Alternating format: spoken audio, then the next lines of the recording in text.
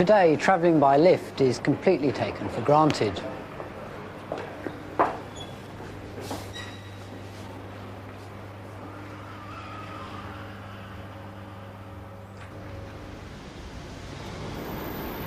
The experience, though, of travelling at high speed in a completely sealed box, propelled up and down by invisible machinery, and often uncomfortably close to complete strangers, can still be quite unsettling.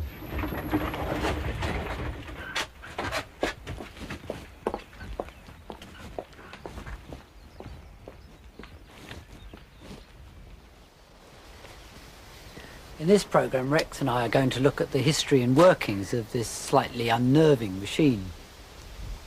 The basic idea of a lift is extremely simple. You just need a rope and a pulley. Right then, right now! Simple gadgets like this have been used for lifting people for centuries, but the problem is safety. If the lady let go, her lover would plummet to the ground. Particularly on building sites, riding up and down on unsuitable devices was widespread until recently, despite the risks.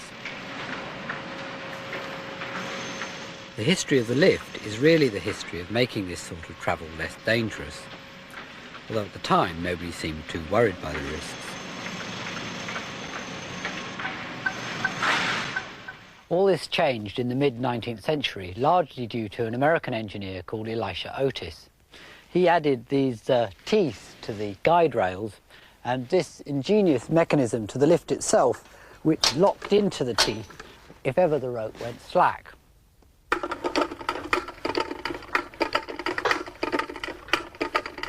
Otis's idea was that if the person pulling the rope let go, or if the rope broke, that the lift would automatically lock and wouldn't fall. To prove its safety, he took it to the Great Exhibition in New York in 1853 and performed daily demonstrations.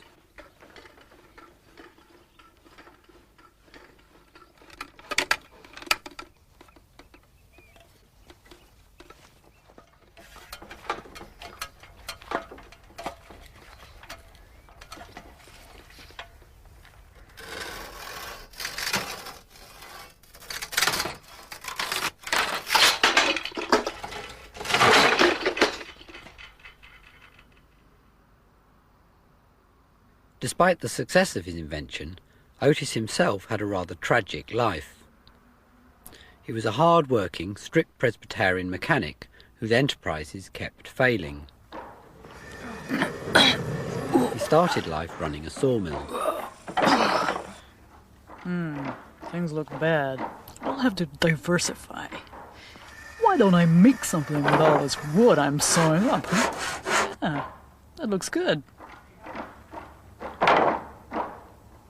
Yeah, who could resist this beautiful thing? Uh-oh, looks like everyone can. Never mind carriages. Everyone needs to sleep, don't they?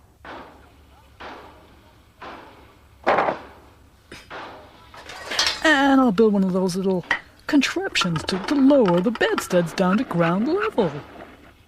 Hey, mister, you want to buy a bed? Forget the bed, buddy. Can you make me one of those elevating contraptions? It looks very safe. Otis's first commission resulted from an accident at a nearby factory where a primitive lift had killed 2 men.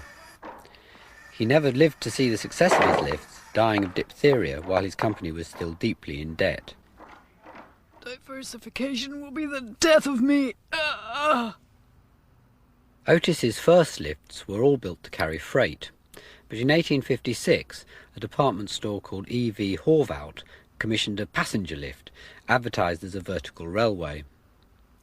It was gradually realised that lifts could enable developers to increase the height of their buildings. Previously, 5 stories had been about the most that anybody was prepared to climb. Skyscrapers, like the Woolworth building in New York, finished in 1913, had become totally dependent on their lifts. One aspect of these lifts that caused alarm was the way the car was supported. In Otis's original lift, the rope was firmly fixed to a drum at the top. But as buildings got higher, there was more rope to wrap round, and it started to get tangled.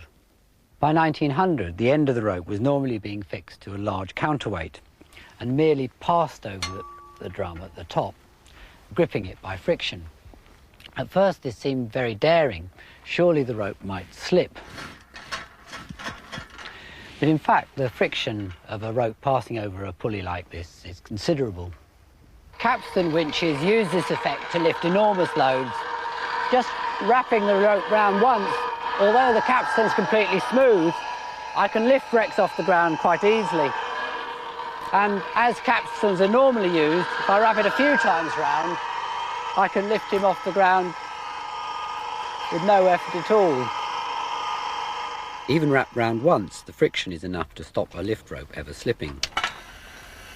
Lifts still use this arrangement with the motor at the top and the counterweight on one side and the lift itself on the other. Once this idea of balancing the weight of the lift with a counterweight had been accepted, it had the advantage that it greatly reduced the power needed to make the lift work. I've added an extra 4 stone to balance my weight with Rex's exactly, and we should now be able to go up and down quite effortlessly. Okay, ready? There we go. Up I go. Whoops. Whoops. You're going to hang on this time.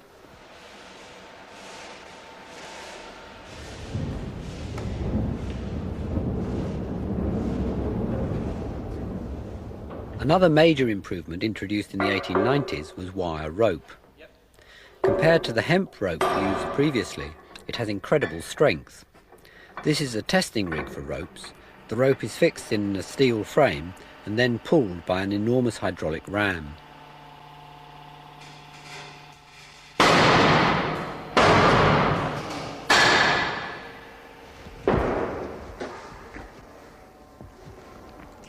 This rope broke at a load of 124 tons. That's equivalent to supporting nearly 2,000 people. So that means that each one of these wires could support 5 or 6 people before it breaks.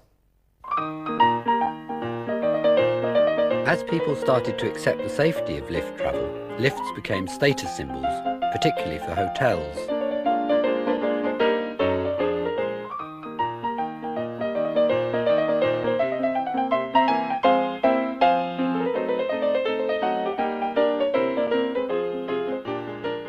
The basic design of lifts has changed little in the last 80 years, and it's been realised they're an extraordinarily safe form of transport.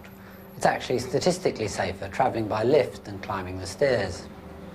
This lift is supported by 7 ropes sharing the weight, and each one of them is capable of carrying the whole lift by itself. Even if they did all break, there's yet another safety device called the governor. If this rotates just 10% too fast, this disc starts to come out and catches this switch, turning off all the electrics. If it goes slightly faster still, this whole disc locks up completely. This pulls in wedges under the car, jamming it against the guide rails. The modern equivalent of Otis's safety.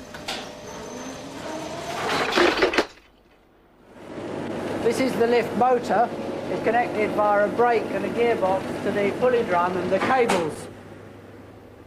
If all the electric fails, it's still just about possible to move the lift by hand. So it's always possible to haul any passengers trapped inside to safety.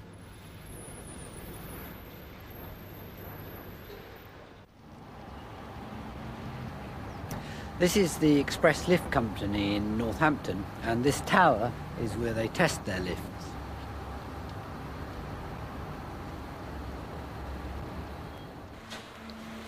As buildings got higher, there was a demand for lifts to travel faster.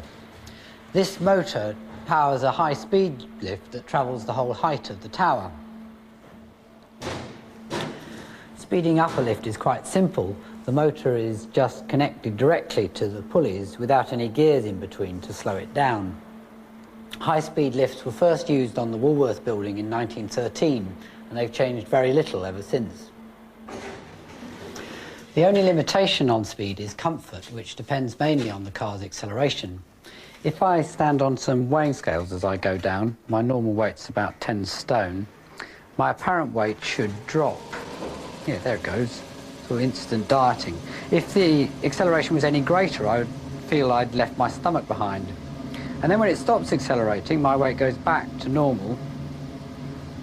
And finally, when we get to the bottom and it decelerates, my apparent weight should increase, sort of literally weighing me down. Yeah, there it goes.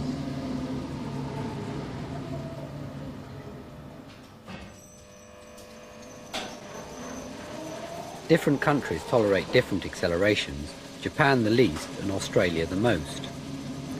About 10 stories is considered the maximum practical distance for a lift to accelerate, and this effectively determines the maximum practical speed, about 20 foot per second in this case.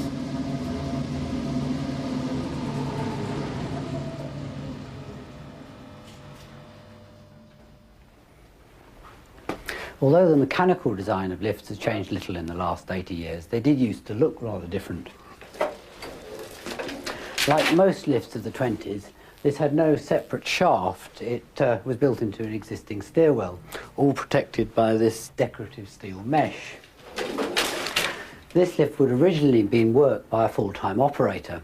The biggest change in lifts since the 20s has been to automate the control gear, removing the need for an operator.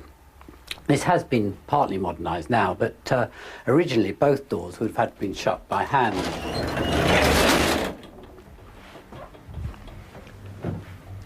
Without an operator, it was easy to forget to close the doors when you left the lift, and then the caretaker would have to climb up and shut them before the lift would work again. Then there was just a single control for up and down, and needed some skill to stop the lift in exactly the right place. New York was reduced to chaos in 1937 when the operators went on strike. 2,000 office buildings are affected. 1.5 million New Yorkers are grounded.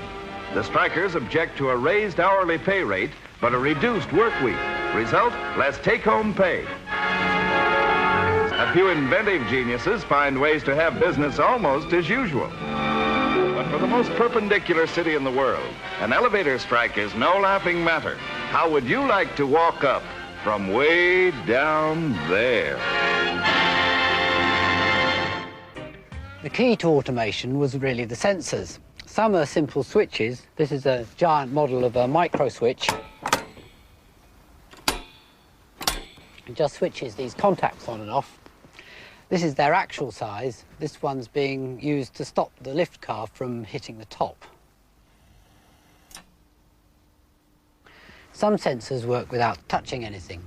These were originally magic eye beams that switch whenever the beam was broken.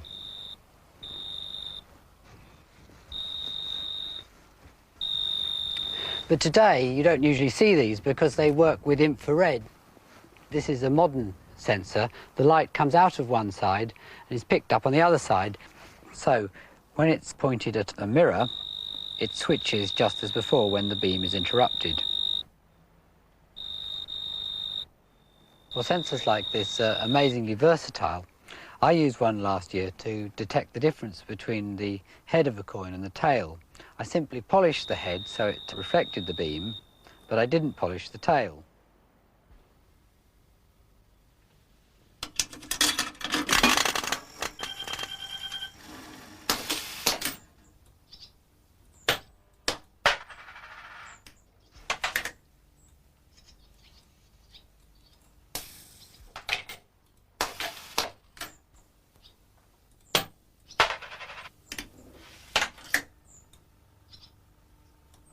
There are 3 separate sensors on the doors.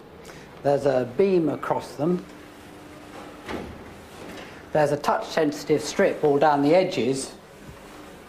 And then there's an extra sensor that checks if nothing gets squashed too hard in the middle. The doors are actually worked by a motor that sits on top of the car in there. I open this up.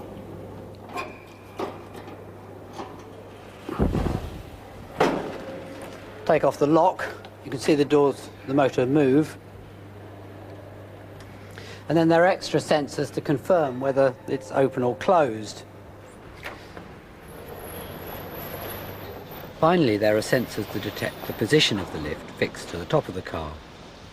The infrared beams are interrupted by these metal plates, one set for each floor, to stop the car at the right place. All these switches and sensors are connected to the motor room by wires dangling under the car. The control gear has become extremely sophisticated. There are several microprocessors in here, using the information from the sensors to control the lift motor. The control gear not only has to respond to all the switches and sensors in the car, but it also has to manage where the lifts go. This is a control simulator at Express Lifts, and it's currently being used to test the program to work out the best way for a group of 4 lifts to answer a number of different calls. So if, for instance, I set a call from the 12th floor, I think, this lift's going to answer it, the 3rd lift, so it's come down to the 12th floor, then I think the doors should open. So then, say the person who's got into that lift wants to go to the 7th floor, the doors should close again, and the lift should start going down. Well, if these lifts receive a whole lot of calls together, then the number of different possible combinations for the lifts to answer all these calls quickly grows to hundreds and thousands. It's the microprocessor that decides the most efficient way to answer them all. It has been found that people start to get impatient if they have to wait more than 30 seconds for a lift to arrive. Bother! Leave it, Polly. It's stuck on 6. Here she comes now. It's gone straight past. Don't fiddle with the button, Joan. It won't make any difference. Sorry. If I'm late for my meeting, I'll... The more floors the lift has to serve, the longer the average waiting time. At last. Let me squeeze in here, eh, Brenda? The only way to shorten it is to have more lifts. This actually sets the maximum practical number of floors for a skyscraper, about 100. Whereas a 10-storey building may only need 1 lift, a 20-storey one needs 2. Continuing on up, the lifts would eventually leave no room for anything else.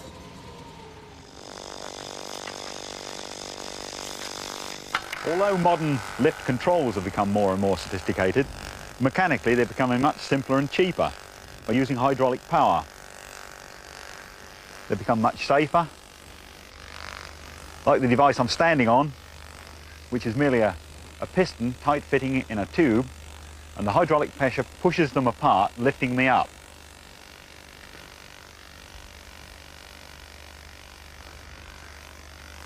Now if Tim pulls the pipe off, I still descend safely and under control. Because the water can't come out any faster.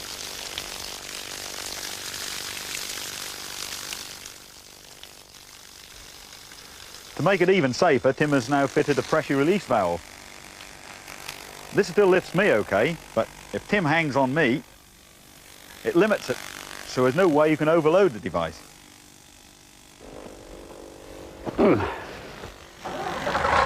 Hydraulic power has proved so effective that it's now used on all kinds of machines.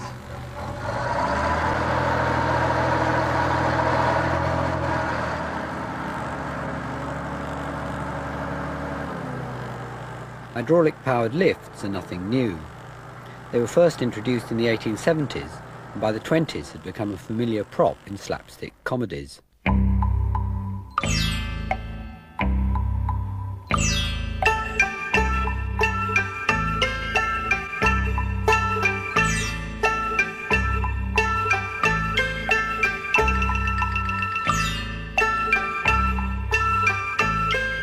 The lever simply opens a valve to let the water in and push the piston up. Hydraulic lifts needed no electricity, working directly from the mains water supply. Modern hydraulic lifts use oil instead of water, which keeps everything lubricated. There's a reservoir in the basement and the oil comes through this pipe and and it's fed into this enormous ram that goes 80 feet down into the ground. 6 stories is about the maximum for a single ram, and this sort of lift uses more power than a conventional lift because there's no counterweight to balance the load. But they're cheaper to build, easier to maintain, and they're considered so safe they don't even have to be fitted with safeties on the car.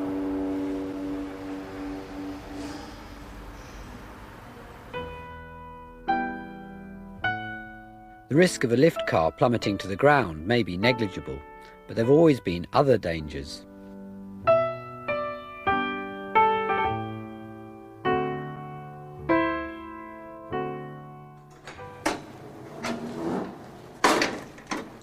One of the main reasons for people falling into lift shafts was while trying to escape from cars stuck between floors.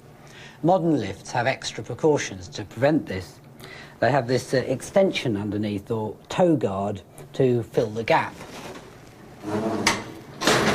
People also used to fall into the shaft after escaping through the hatch in the roof.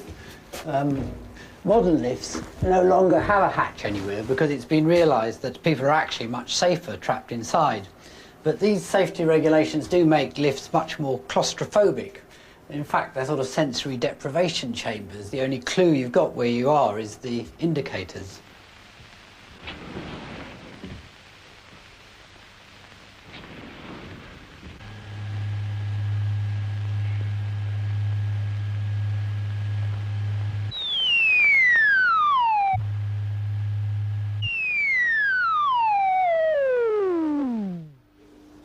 It's not surprising that many people have phobias and fantasies about travelling in lifts.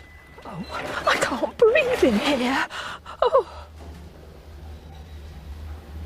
Polly, just you and me in the Garden of Eden.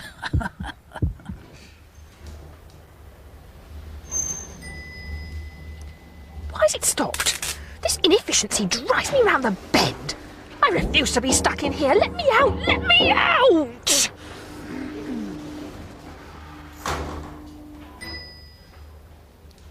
Oh.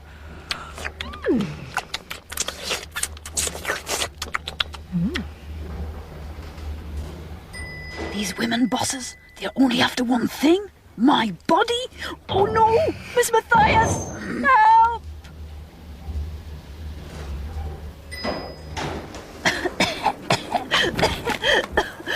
Oh, my hero. So what's wrong with dreaming? Perhaps Mr. Otis's original lift did have its advantages. You could always see exactly where you were and look up at the safety for extra reassurance. It travelled very slowly, and being completely open, it at least left you with the feeling that you could escape if ever you needed to. Anyway, I hope this programme's convinced you that however unnerving and disorientating modern lift travel may feel, that in fact the lifts themselves are actually incredibly safe machines.